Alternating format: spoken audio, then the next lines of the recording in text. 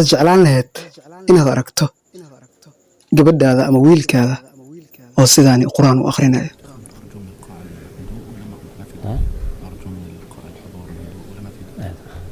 ندعو المتسابق حافظ القرآن الكريم محمد برهان حسن من جيبوتي، ويقرأ برواية حفص عن عاصم. نرجو من الإخوة المستمعين التزام الهدوء.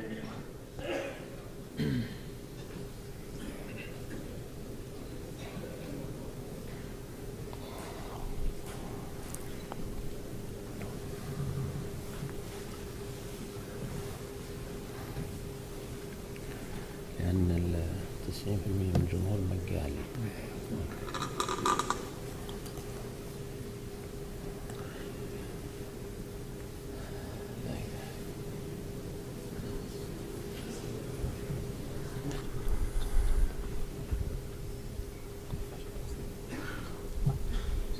الشيخ محمد استعن بالله تعالى. السؤال اقرأ من قوله تعالى: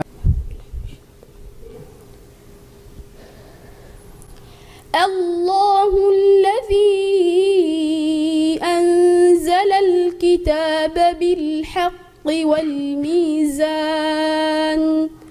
وما يدريك لعل الساعة قريب يستعجل بها الذين لا يؤمنون بها والذين آمنوا مشفقون منها ويعلمون أنها الحق ألا إن الذين يمارون في الساعة لفي ضلال بعيد الله لطيف بعباده يرزق من يشاء وهو القوي العزيز من كان يريد حرث الآخرة نجد له فيه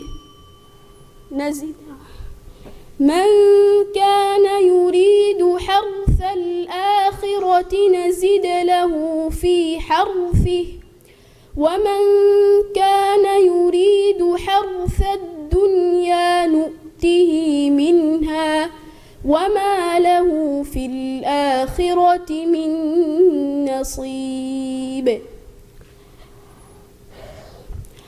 أم لهم شركاء شرعوا لهم من الدين ما لم يأذن به الله ولولا كلمة الفصل لقضي بينهم وإن الظالمين لهم عذاب أليم ترى الظالمين مشفقين مما كسبوا وهو واقع بهم والذين آمنوا وعملوا الصالحات في روضات الجنات